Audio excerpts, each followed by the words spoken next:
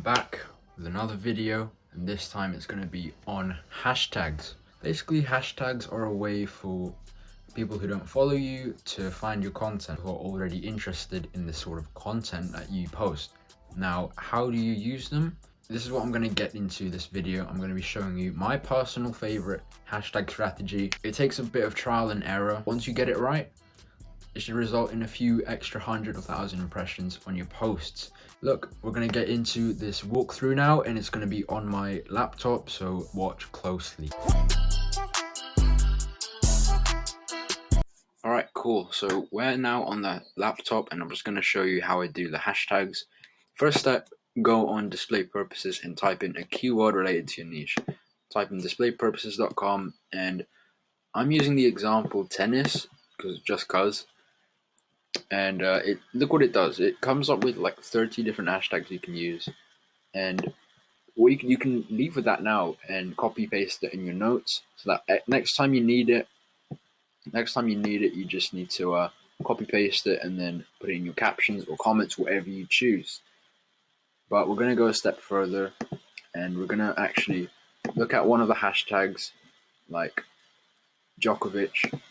Now, before we do that, the limit is 30 hashtags per post, just because it will seem like spam if you use all 30. So you want to aim just below that. You want to aim for less than that, but just get enough to get the maximum reach out of your posts. So we're trying to do this like 3-tier system, where you have 8 hashtags in the 1 million to 10 million range, another 8 in the second tier, which is just below 500k to 1 million, and then you've got 8 to 9 hashtags in the 50k to 500k range, which is the lowest tier. Now, if you're really just starting out, or if you don't have many followers, you could easily swap these numbers. You could put this at the top tier and then go even lower than that with your hashtags. And the reason why I use this is why. Let's say you post and use this strategy. Not a lot of people will be searching in these smaller hashtags, like 50k to 500k.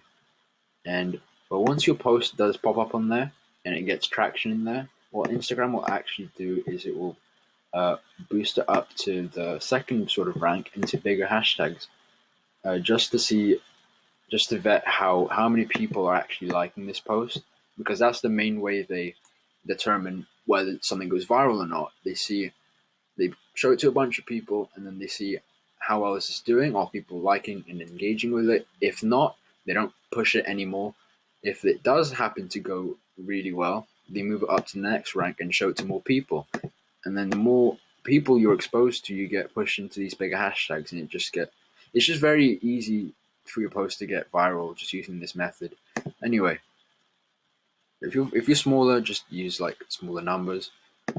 And the way to examine how big a hashtag is, you just take one of the hashtags like Djokovic, because we're doing tennis, right?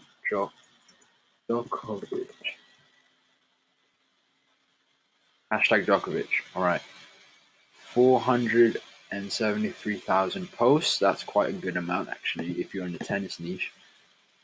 And yeah, aim for 20 to 25. Just go through this. It will take about 10 to 15 minutes tops. And then what I'll actually do sometimes is update it every 3 months, because more posts will have ended up in the hashtags, therefore making it harder for you to rank in them. So just update this like every 3 months. Copy paste it in your notes.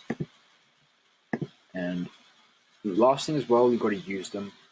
Otherwise, you're never gonna know how well they really do. If they're flopping, you might want to change some of the hashtags and rerun it again, see how it goes. If they do well, stick to it.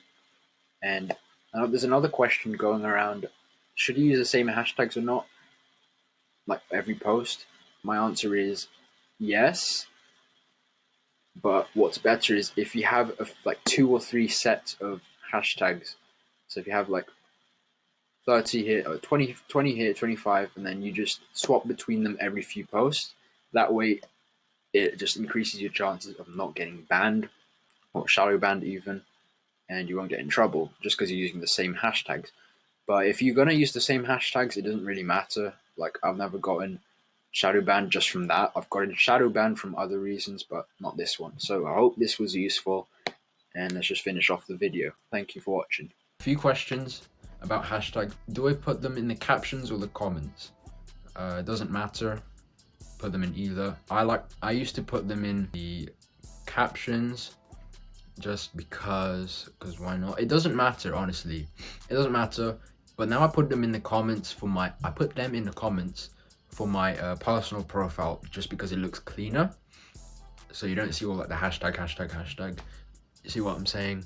Yeah. Are they dead? Are hashtags dead? No.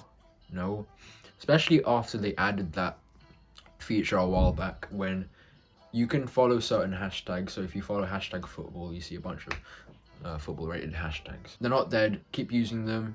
No matter what people tell you, they're not dead. They're only dead if you use them wrong. That's the thing. Are they the most important thing? No, there are other things to focus on, and what those other things are, you can actually watch one of my other videos talking about how to grow on Instagram. It's going to be a complete it's like the 101 videos. Thank you for watching this video. I hope this was useful. Again, if you have any questions regarding this, because it does take a few bits of trial and error and just a few points of reference to really wrap your head around hashtags, but after that, they're not that hard. Like, comment, subscribe if you haven't already. I don't know what you're doing. See you in the next one.